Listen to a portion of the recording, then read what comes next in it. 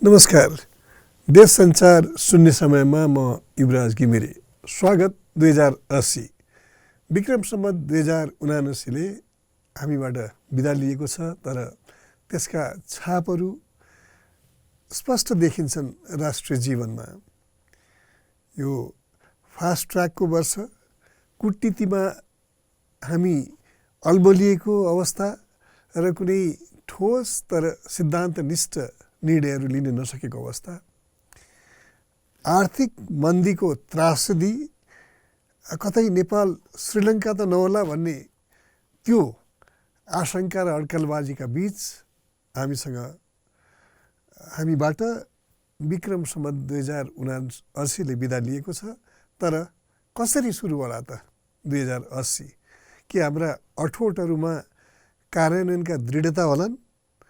के नेपालको राजनीतिले स्थायित्व, स्थिरता र जवाबदेहीको कुनै पनि सङ्केत दिन सक्ला? यो आउने वर्षमा नेताहरूले के गर्छन् थाहा छैन, तर जनताको तर्फबाट आवाजहरू मुखरित हुन थालेका छन्।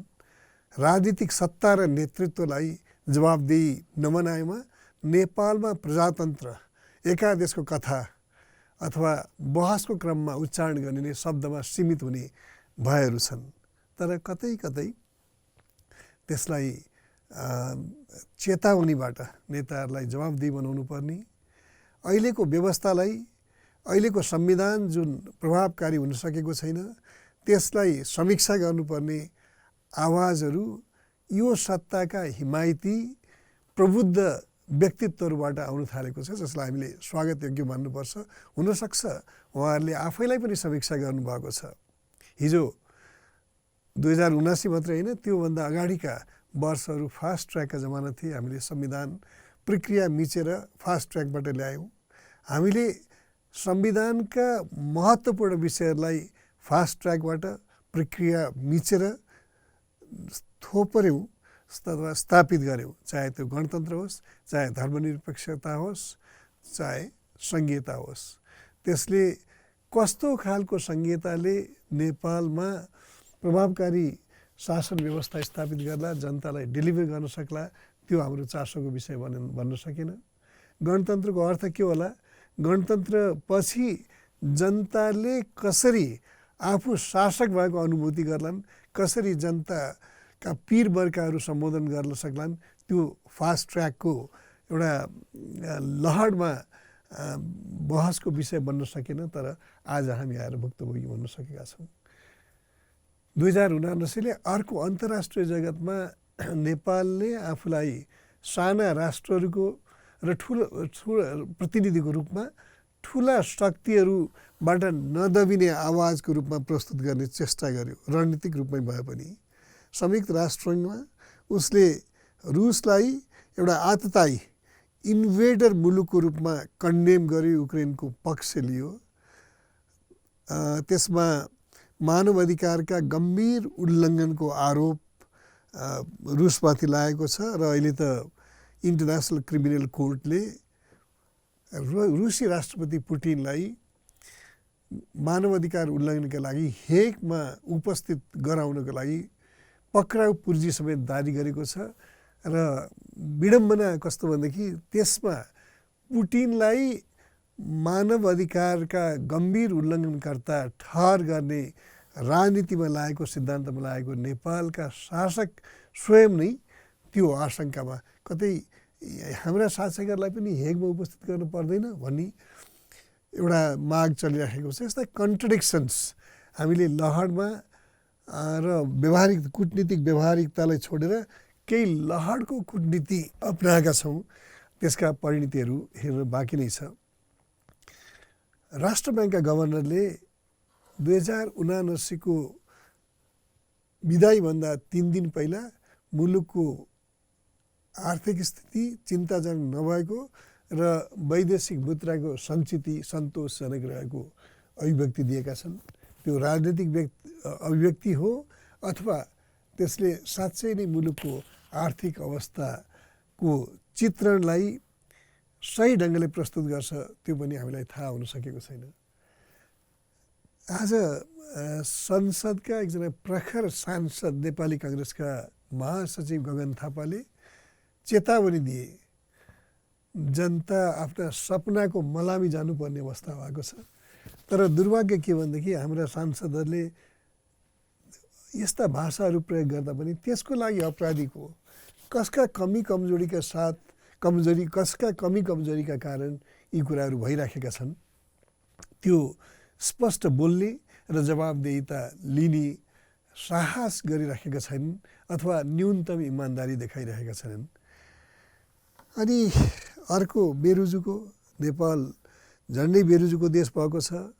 खरबौँ बेरुजु छन्, जवाबदेही निर्धारित गरिएको छैन। र अर्को एउटा डेमोक्रेसीमा कहानी लाग्दो कुरा, डेमोक्रेसीको एउटा मौलिक फिचर के हो भनेदेखि त्यहाँ न्यायपालिका हुन्छ, न्यायपालिका स्वतन्त्र र स्वायत्त हुन्छ। त्यो राजनीतिक दल र कार्यकारी तथा व्यवस्थापिकाको खट्टरमा हुँदैन। तर हाम्रो न्यायपालिका त्यही राजनीतिक बोलतोलमा प्रमुख त्यसको नेतृत्व अथवा प्रधान न्यायाधीश बिना 14 महिनादेखि चलिरहेको छ। चिफ जस्टिसको आवश्यकता छैन अथवा राजनीतिक बोलतोलमा त्यो पदमा नियुक्त गर्न सकिएको छैन।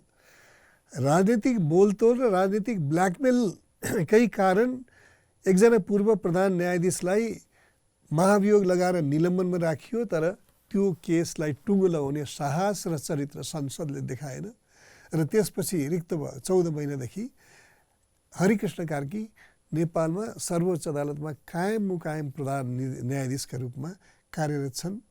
उनी अथवा त्यो पद विधिवत रूपमा त्यसले कहिले पूर्णता पाउला हामीलाई थाहा छैन। किन थाहा छैन भनेदेखि हाम्रा नेताहरू, हाम्रो संसद जवाबदेही छैन, जनताप्रति जवाबदेही छैन, संविधानप्रति जवाबदेही छैन। सायद दलहरू अँध्यारो कोठामा मोलतोल गर्दै होलान्, त्यो हामीलाई थाहा हुने कुरा भएन। तर केही सकारात्मक भनौँ, सकारात्मक घटनाहरू पनि भएका छन्। वर्षको अन्ततिर आएर राष्ट्रिय स्वतन्त्र पार्टीका एकजना सांसद ढाका कुमार श्रेष्ठले मन्त्री पद किन्नको लागि 2 करोड चन्दा मागेको खबर अथवा प्रमाणका रूपमा अडियो टेप लिक भयो र उनलाई राष्ट्रिय स्वतन्त्र पार्टीले संसदको सदस्यताबाट मुक्त गर्यो। तर यो एक्लो इन्स्टेन्स अथवा उदाहरण होला अथवा घुस मागिएका प्रकरणमा, घुसका लेनदेन भएका प्रकरणमा पैसा लिएर राजनीतिक दल र सत्ता तथा प्रतिपक्ष मिलेर राजनीतिक र कूटनीतिक नियुक्ति गरेका भौतिक तथा परिस्थितिजन्य प्रमाणका आधारमा पनि कारबाही गर्ने सिलसिला अथवा नेपाल जुन अन्तर्राष्ट्रिय जगत र यहाँ सबभन्दा बढी बदनाम छ त्यो के भने दण्डहीनताको संस्कृतिले संस्थागत स्वरूप पाएको भन्ने, त्यसबाट के नेपाल मुक्त होला त? र त्यो भन्दै हामीले विगत 15 वर्षको राजनीतिक परिवर्तन र त्यसलाई अनुमोदन गरेको संविधान नै अब अर्थहीन बन्न पुगेको निष्कर्षमा झन्डै मुलुक पुगिराखेको जस्तो देखिन्छ। राजनीतिक दलहरूले पनि ढिलो चाँडो त्यो तथ्यलाई आत्मसात गर्नुपर्ने र जवाबदेही स्वीकार गर्नुपर्ने अवस्था सिर्जना भएको छ। प्रधानमन्त्री पुष्पकमल दाहालले विगत मङ्सिरमा निर्वाचन भयो, त्यसपछि 2 महिनामा उनले दुईपल्ट संविधानले निर्दिष्ट गरेको प्रावधानअनुसार संसदको विश्वास मत हासिल गरेका छन्। तर सरकार सक्रिय छ भनेर भन्न सक्ने अवस्था, त्यसका डेलिभरीबाट, त्यसले जनताका लागि गरेको कामबाट भन्न सक्ने आधार छैन। बरु यसै बिचमा संसदको सबभन्दा ठुलो पार्टी र अहिलेको गठबन्धनलाई सघाउ पुर्याएको गठबन्धनको एउटा पक्ष नेपाली काङ्ग्रेसका नेता शेरबहादुर देउवाले पहिलो पार्टीले नै सरकार गठन गर्नुपर्ने त होइन भनेर यो सरकारका प्रमुखको दिमागमा अनिश्चितताको बीजारोपण गरेका छन्, जुन एउटा आतंक र भयको बीजारोपण पनि हो। अर्को नेपालमा दलहरूले खास गरेर संविधान सभाको निर्माणदेखि नै फास्ट ट्र्याकबाट सबै कामहरू अनियमिततातर्फ गर्दै गएको त्यो नराम्रो गैर प्रजातान्त्रिक जुन परम्परा छ त्यसलाई निरन्तरता दिने सङ्केत पनि दिइरहेको छ। चाहे त्यो सङ्क्रमणकालीन न्यायको कुरा होस्, ट्रान्जिसनल जस्टिस सम्बन्धी बिल होस्, चाहे नागरिकता सम्बन्धी बिल होस्, यिनीहरू एक्सपेडियन्सीको लागि आफ्नो राजनीतिक स्वार्थको लागि प्रक्रिया मिचेर फास्ट ट्र्याकबाट लाने षड्यन्त्रमा उनीहरू अझै पनि लागिरहेका छन्। सायद सर्वोच्चमा प्रधान न्यायाधीश नहुनु, सर्वोच्चलाई आफ्नो नियन्त्रणमा राख्ने चाहना दलहरू र खास गरेर सत्ताका दलहरूमा हुनु एउटा के भनेदेखि सर्वोच्च अदालतले विधि र प्रक्रिया मिचेर गरिएका अथवा संविधानलाई मिच्दै खालको ultra virus of the constitution भन्ने जुन कदमहरू हुन्छन् तिनीहरूलाई सायद त्यो सकारात्मक रूपमा नलेला भन्ने भए पनि होला। त्यसैले गर्दाखेरि सर्वोच्च अदालतको प्रधान न्यायाधीशको पदलाई रिक्त राख्नुमा सरकारले, राजनीतिक दलहरूले त्यसलाई आफ्नो उपलब्धि ठानेका छन्। यसै बिचमा पूर्व राजा ज्ञानेन्द्र शाहले पटक पटक 2062-63मा उनीसँग भएको सहमति दलहरूले मिचेको स्पष्ट रूपमा अभिव्यक्ति दिन थालेका छन्। उनले देश दौराका क्रममा जनताबाट स्वागत पनि पाइरहेका छन् र अहिलेको व्यथितिको एउटा मुख्य कारण राजनीतिक दलमा इमान, जमान र आफूले गरेका वाचा बन्धनलाई नमान्ने जुन परम्परा स्थापित भएको छ त्यसलाई दोष दिन थालेका छन्। हामीले पटक पटक भनेको कुरा हो, यो राजनीतिक परिवर्तनमा नेपाली जनताको भन्दा बाह्य जगतको भूमिका ठुलो छ। नेपाली नेताहरू चाहे सत्ताका हुन् चाहे ठुला दलका विपक्षका नेताहरू हुन्, उनीहरू परचालित र परिचालित जस्ता लाग्ने गर्छन्। राष्ट्रिय एजेन्डा कम, जनतालाई महत्त्वपूर्ण निर्णयहरूमा सामेल गराउने त्यो परिपाटीलाई तिलाञ्जली दिँदै उनीहरू बाहिरको इसारामा नाच्न थालेको धेरै भएको छ। तर जनताले प्रश्न गर्न थालेका छन्। हामी यही नोटमा अथवा जनताले प्रश्न गर्न थाल्नु, जनताले पद्धतिलाई र ती पद्धति हाँक्ने नेताहरूलाई जवाबदेहिताको घेरामा ल्याउने प्रयास गर्नु, त्यो डेमोक्रेसीको लागि सबभन्दा ठुलो उपलब्धिको एउटा मुख्य कारक बन्नेछ। हामी आशा गरौँ 80मा नेपालले आफ्नो हैसियत अन्तर्राष्ट्रिय जगतमा स्थापित गर्नेछ।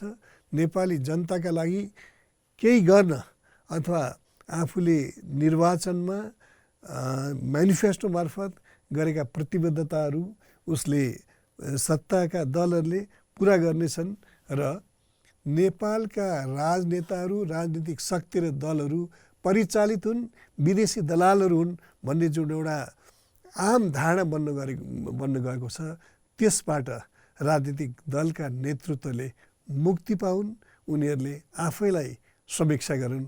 हाम्रो कामना 2080मा हामी हाम्रा समस्त श्रोताहरू, पाठकहरू सबैलाई शुभकामना व्यक्त गर्दै मुलुकको स्थायित्व, शान्ति, स्थिरता र प्रगतिको कामना गर्दछौँ। धन्यवाद, नमस्कार।